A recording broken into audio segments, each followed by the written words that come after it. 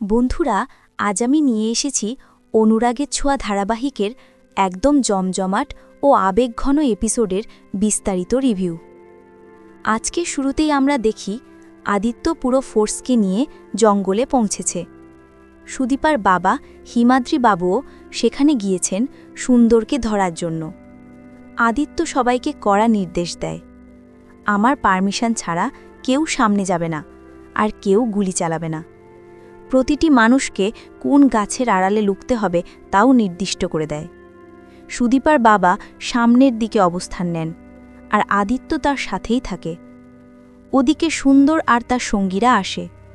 সুন্দর ঘৃণ্য প্ল্যান করে, সুদীপাকে বিয়ে নয়, সরাসরি ফুলসজ্জা করবে, তারপর মেয়েটাকে মেরে ফেলবে।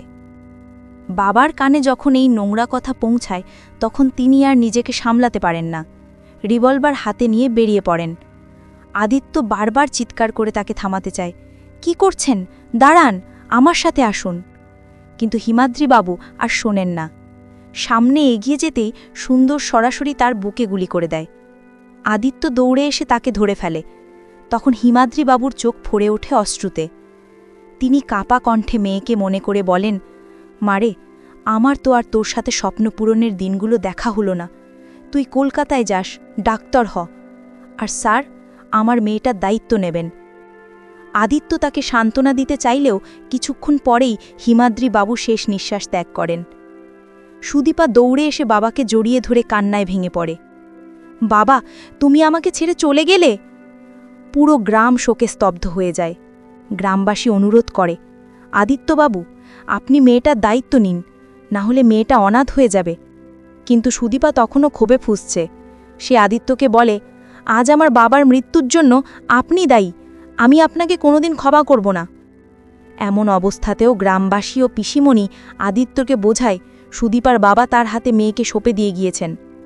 আদিত্য একসময় সুদীপার সামনে এসে প্রস্তাব দেয়, আমি আপনাকে বিয়ে করতে চাই, তবে এটা কোনো ভালোবাসার বিয়ে হবে না।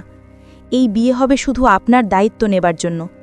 আমাদের মধ্যে স্বামী স্ত্রীর সম্পর্ক থাকবে না, শুধু আপনার বাবার স্বপ্ন পূরণ হোক, আপনি ডাক্তার হন, এই চেষ্টাই করব।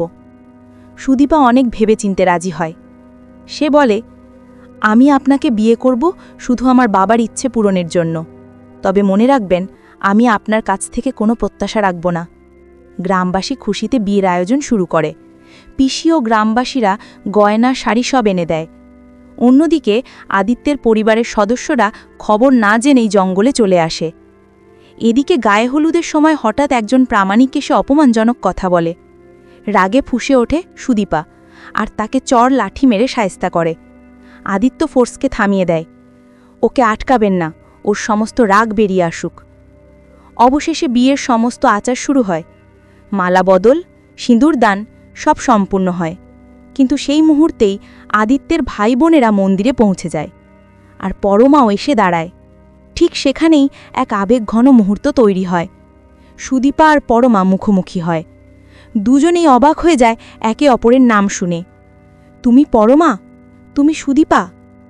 আর সেখানেই আজকের এপিসোড শেষ হয়। বন্ধুরা, কেমন লাগলো আজকের পর্বের রিভিউ? নিঃসন্দেহে এ ছিল এক আবেগঘন ও নাটকীয় এপিসোড।